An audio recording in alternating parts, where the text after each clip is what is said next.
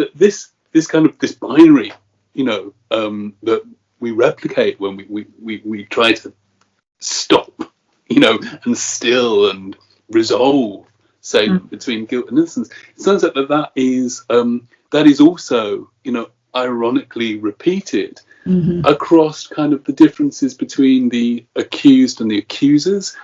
There is a sort of, if we could have those two as kind of like completely separate, identities, but they're not, are they? And in the same way, the difference between children and adults. Yeah.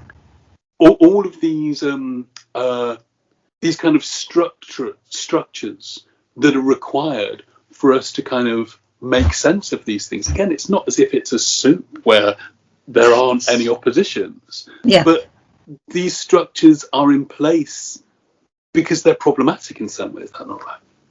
Yeah, I mean, they really are, because, when, I kind of not began this project, but so far into this project, I was like, okay, I need to work out who were these children. I'm talking about children in the Salem witch trials.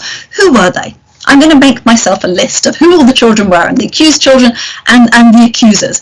And it gave me the biggest headache. It was almost impossible to do. As soon as you think you've grasped something, it slipped through your fingers, because, what is a child? Key question, what is a child? We're talking about reading the Salem witch trial. What is a child? And every source you read says something else.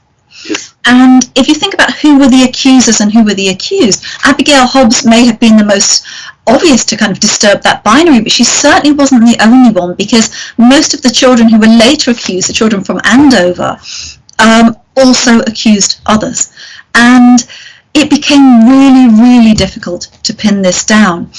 And I think it's the same with, this notion of guilt and innocence, because as Margaret Jacob shows, you can kind of be both at the same time. And as history moves on and narratives kind of consider different things, as you say, it doesn't become a soup, but the boundaries, the structures that are in place are not stable. No. I think I've seen many of the videos, that contributors are made, and I mean, again, this isn't my area. I'm fascinated by the my reading list grows ever longer, but this is something that Candy McCormack talks about, in terms of the later critical history of people writing on children and the witchcraft trials. This kind of like it was in the 60s and 70s, this kind of attempt to kind of engage that and make sense of that. Yeah, and I think kind of, a really nice point there, and something that's really sort of brought up in Candy's video as well, it is the fact that we're still kind of working within these echoes, and I think perhaps even more so, and I don't want to set up a binary here, whereas, our belief in witches kind of stopped at the point of Salem, and our belief in witches in another form has kind of erupted since kind of Wicca became something that was more known, that people began again and again, this didn't happen, but it's often seen that way, to identify in some way as witches themselves, and then that's kind of brought up other problems too. In the book I discuss, I think it's Diane Purkis talks about the fact that many witches don't want to identify themselves as witches in the modern day, in case, quote, the social take away their kids. No, there is still this assumed fear and this disconnect between witchcraft and childhood, and I think Candy's video really sort of looks really well at this kind of history of witchcraft and childhood, and the kind of the way that has progressed, because it isn't a binary. It's not something that just went away in the middle. And Owen Davies wrote a book about this as well, which is really fantastic, about America and what has happened since the Salem trials. Okay, tell me a bit about that. It's called America Bewitched, and it's a really brilliant book, because there is that feeling of like, no witches were hanged after the Salem witch trials in America. It just finished. We were done there, and we may cry sort of witch hunt these days, but it doesn't really mean that. And it didn't just disappear. No. You know, there were other accusations, there were trials in some senses. Interestingly, the father of Louisa May Alcott, who wrote Little Women, in one short diary entry mentioned that as a favour to a friend, he went to the trial of a witch and then didn't say anything else about it. So this is kind, this is kind of mid-19th century, and I was kind of like reading it for a different purpose. I was like, wait, what? Hang on. Tell me something else. No, he didn't. It was really, really frustrating. Oh my gosh! And I suppose the other thing, which I think one of the videos touches on, knowing her work, is the difference between child witches and teenage witches. Yes. Yeah. Yeah, so Miranda Corcoran, who's got her own fabulous book coming out. We can't wait. Yeah. We really can't wait for this one. Witches in young adult literature, and witches as kind of young adults as well. And this is something that the Salem trial had a kind of real problem with, because, and even at the time, people were kind of like, well, I talk about the afflicted children or the afflicted girls, but I don't really mean that they're all children, because some of them are adults and some of them are young people. And, the language of the trials themselves, the judges would say about, why do you hurt these children? But then they would record that people there were like Anne Putnam, who we know was 12, single woman. So even then, well, what are we mobilising? That word children was really loaded. Yeah. Even at that point. I'm really excited to read Miranda's book and to see how she negotiates this idea of the kind of the adolescent witch, as it were. Yeah, I know. I mean, I talk about some of those ambiguities and those shifts in ideas of childhood when I look at A.K. Blackmore's brilliant, fascinating novel, The Mandatory Witches. Just fantastic novel. But in that, one of the things that interests me in my talk is the sense that childhood.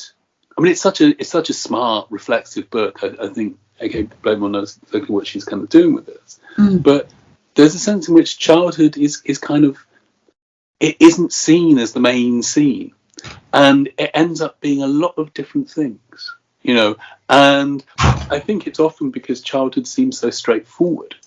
Yeah. That it can actually take on all of these different contrary things. It's almost like it's ideology, isn't it? You know what I mean? Almost. It's almost as if, yeah. No, absolutely. And lastly, because I think we better stop here, although we could, and we will, talk much longer about this. Do watch all the videos below, because they're absolutely fantastic. But then the last one, of course, is James Story, the wonderful James Story, the great writer, whose After Which novel is shortly about to come out. And again, can't wait. Yeah, even though I've had a sneaky peek. I mean, that is a text that's about it's about childhood, and it's about childhood voices. But James has kind of created through a cut-up technique, has created a kind of a strange kind of protection charm, which both is and isn't the voice of the children, I would say. Yeah, I think I really love James's contribution, because it does do something entirely different, and that idea of voice is one that's really, really interesting to me in writing the book, and access to this idea of the authentic child's voice, which is always a problem, but makes it really interesting, especially reading the kind of the trial documents and how these voices were recorded, and also how the non-vocal was recorded, because a lot of the afflicted girls' evidence in court was to be afflicted in court. Yes, absolutely. But of course, we don't know that through witnessing it ourselves. We know it through its translation through the language of somebody else. Yes. And that's kind of an interesting thing. And I think that what I really like how that links to James's recording is that the idea of words being translated through somebody else. Yes, absolutely, that's right. And A.K. Blackmore is also very kind of smart on that, I think, on that. But that's fascinating. It's always about a framing. It's always about a reading, and that excess is not something we can simply get rid of. It's constitutive. Yeah, and I think that this is something that in Sue Walsh's video she works through really, really well as well. And Sue, you know, I have to say was one of my teachers who I first kind of thought about reading childhood in this way with Sue. And I think her video kind of really speaks to the approach that we take to childhood. You know, I'm part of the Centre for International Research into Childhood, Literature, Culture and Media at the University of Reading. And what Circle, as we call it, kind of does there is to think about childhood in these ways, to think about what does it mean to be a child? What does it mean to say somebody is a child? What does it mean to talk about the voice of the child? And to take these kind of approaches, which I have very much tried to kind of do within this book, to think about these things, to think around the kind of the language that we have and what we might do with that and how we might reflect on the children in Salem in that way. I think, absolutely. I think even very, very smart people often kind of naturalize the idea of the child and the child's voice, and actually, ironically, kind of dehistoricize it. And I think that the Circle approach certainly it asks us to think through what we tend not to think through, and usually, we think we know very well what it is that we don't think through enough. And Circle always suggests that it's something else. Brilliant. So thanks ever so much for chatting. The books a real pleasure to read, and it's certainly influenced my thinking over the past couple of months since I've read it. I really recommend it, and also recommend watching all the videos below. Okay, let's wave goodbye and thanks very much, everybody. Okay. Talk to you in a bit. Bye.